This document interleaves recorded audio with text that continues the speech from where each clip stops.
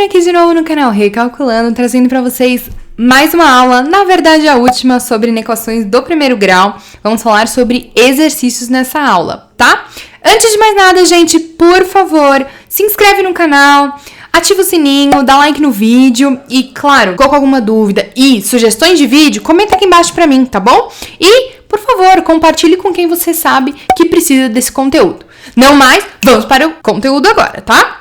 Beleza, pessoal, exercícios serão 4, tá bom? Bem rapidinhos, mas que envolvem inequações, tá? Teremos situações problema também, então vamos lá. O maior número inteiro que satisfaz a inequação 5 sobre x menos 3 maior do que 3. Ok, lembrando, número inteiro, na verdade, é aquele número sem a vírgula, tá bom? Então, vamos. Ó, primeiro, vamos copiar essa nossa inequaçãozinha, certo? E aí, agora vamos resolver como se fosse uma equação normal. Então, esse x menos 3 que tá dividindo 5 vai passar multiplicando 3 aqui. A gente sempre coloca num parênteses para organizar tudo certinho. Então, vai ficar 5 maior do que 3 vezes x menos 3, tá? Aí, esse 3 vai fazer a distributiva no parênteses, então vai ficar 3x menos 9, tá? Então, 5 maior do que 3x menos 9, certinho. Esse menos 9 tá desse lado como negativo, vai passar para o outro lado positivo, certo? Então, vai ficar 5 mais 9 maior do que 3x. Então, vai ficar 14 maior do que 3x. E aí, por fim, esse 3 que está multiplicando o x vai passar dividindo o nosso 14, que vai ficar que o nosso x terá que ser menor do que 14 sobre 3. Se a gente faz essa divisãozinha, a gente vai ter que o nosso x tem que ser menor do que 4,67. Ou seja, não esqueçam, gente, maior número inteiro que satisfaz a inequação. Qual é a nossa inequação? X tem que ser menor do que 4,67. Ok, se tem que ser menor do que este número, qual é o próximo número inteiro menor do que esse número? Não é o próprio 4? Então, é justamente isso que eu vou responder para ele. Então, o maior número inteiro que satisfaz a inequação é justamente o nosso número 4, ok? Porque se é 4,67, que é um número maior do que 4, o menor número inteiro que a gente tem perto de 4,67 é o próprio 4, tá? Primeiro exercício feito, agora vamos para o segundo. Quantos números inteiros e estritamente positivos, prestem atenção aqui, tá? Só quero números positivos, satisfazem a sentença 1 sobre x menos 20, prestem atenção, menor ou igual a 1 sobre 12 menos x. Lembrem-se, gente, esse menor ou igual, lembre-se que esse igual é igual a zero. Ou seja, o número que der aí, gente, vocês já sabem que é menos 1 porque a gente não quer zero, certo? A gente quer estritamente positivo, então fiquem atentos a isso. Beleza, vamos resolver agora. Primeiro a gente copia essa inequaçãozinha, certo? Tá aqui. Agora a gente vai fazer uma multiplicação cruzada, tá? Que eu vou sinalizar aqui pra vocês. Então, a gente vai passar o 12 menos x vai multiplicar o 1 e o x menos 20 vai multiplicar o outro 1 agora. E aí vai ficar desse jeitinho aqui. X menos 20 menor ou igual a 12 menos x. Esse menos x aqui que tá à direita vai passar para lá como mais x à esquerda. E esse menos 20 que tá na esquerda vai passar para o outro lado como mais 20. Então vai ficar desse jeitinho aqui, ó, gente. X mais x menor ou igual a 12 mais 20. Aí a gente faz essa sominha. Vai ficar 2x menor ou igual a 32. A gente passa esse 2 que tá multiplicando x dividindo 32, e a gente vai ter que o nosso x tem que ser menor ou igual a 16.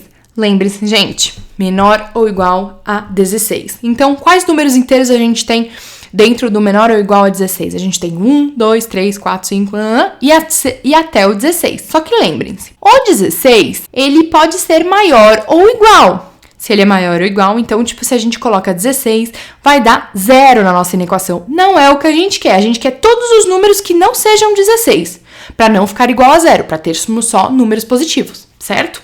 Então, por isso que quando a gente for responder essa questão, ele está perguntando quantos números inteiros estritamente positivos, então serão ao todo 15 números inteiros positivos. Por quê?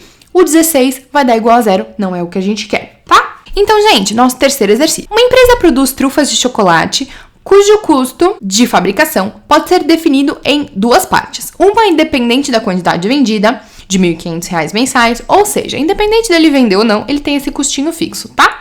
Outra depende da quantidade fabricada, de 50 centavos por unidade. Ou seja, ele fabricou uma unidade, ele vai ter um custo por unidade de 50 centavos. Beleza? Então, ó, escreva as expressões ou expressão que permitam ou permita determinar o número de trufas que devem ser vendidas no mês para que a empresa não tenha prejuízo, sabendo-se que o preço de venda de cada unidade é R$ 1,50. Então, gente, aqui ele fala o seguinte: eu preciso que a empresa não tenha prejuízo. Quando a gente fala de não ter prejuízo, não significa necessariamente que a empresa vai ter lucro. Significa que ela vai zerar este custo que ela tem, ou seja, o custo que ela tem versus a produção dela, ou seja, a quantidade de venda dela, vai se igualar ou ficar superior. Entenderam? Então, pensem o seguinte: a quantidade de venda precisa ser igual ou maior do que a quantidade de custo que essa empresa tem, para ela não ter prejuízo. Beleza? É isso que a gente vai responder aqui no nosso 3. Então, prestem atenção nessa formulinha aqui, que é a fórmula do nosso lucro. Vocês vão usar bastante em vários exercícios, então eu acho legal vocês entenderem ela bem e memorizarem ela também, tá? Então, olha lá aqui.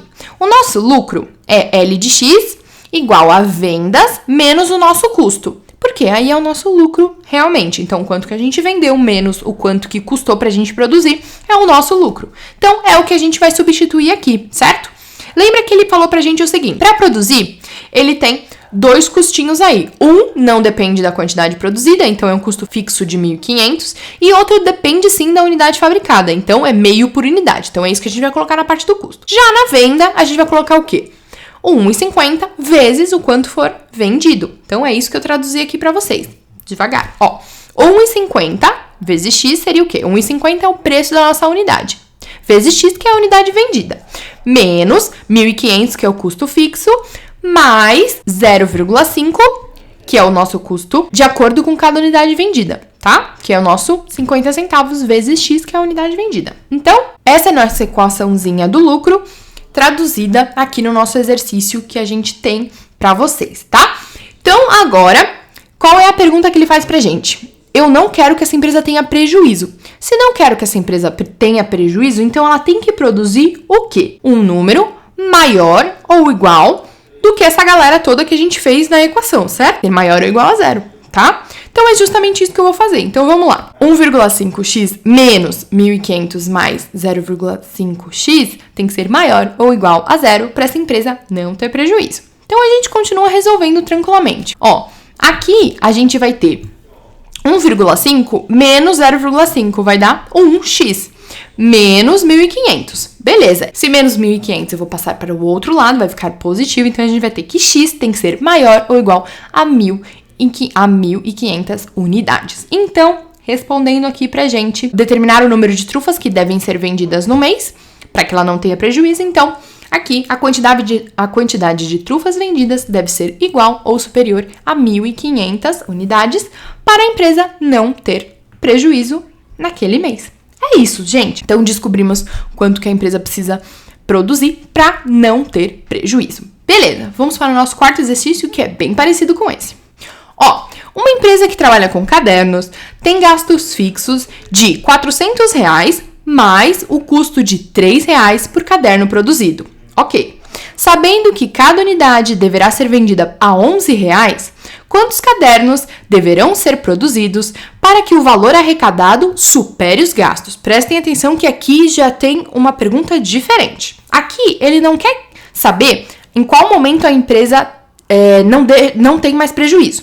Ela quer saber, em outras palavras, a partir de qual unidade a nossa empresa vai ter lucro, tá? Ou seja, a quantidade de vendas vai ser maior do que a quantidade de custo que ela tem para produzir, tá? Então, lembrando, trazendo do exercício passado, nossa equaçãozinha do lucro, que é lucro é igual a vendas menos o custo, tá? Então, as nossas vendas serão de 11 vezes X, que é a nossa quantidade de cadernos, menos R$ 400 mais 3x. Então, é isso que eu trouxe aqui para vocês. R$ 11 é o preço de venda e 400 mais 3x é o nosso custo.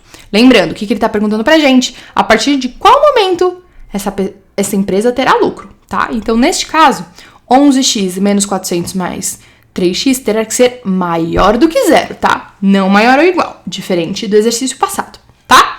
Então, agora a gente resolve normalmente. Então, esse 11x menos 3x vai dar 8x menos 400, maior do que 0. Esse menos 400 tá desse lado vai passar para o outro como mais 400. Então, vai ficar 8x maior do que 400. A gente pega esse 8, que está multiplicando x, e passa dividindo 400. Vai ter que o nosso x tem que ser maior do que 50 unidades. Se o nosso x tem que ser maior do que 50 unidades, a partir de quantos cadernos eu vou começar a ter lucro? A partir do 51º, ou seja, a partir do momento que eu tiver 51 cadernos, tá? Então, deverão ser produzidos a partir de 51 cadernos para o nosso valor arrecadado superar os gastos. Ou seja, a partir do momento que a gente fizer 51 cadernos, começaremos a ter lucro. Beleza, muito obrigada quem ficou até aqui. Até a próxima matéria e vejo vocês nos próximos vídeos. Um beijão, até a próxima e tchau, tchau!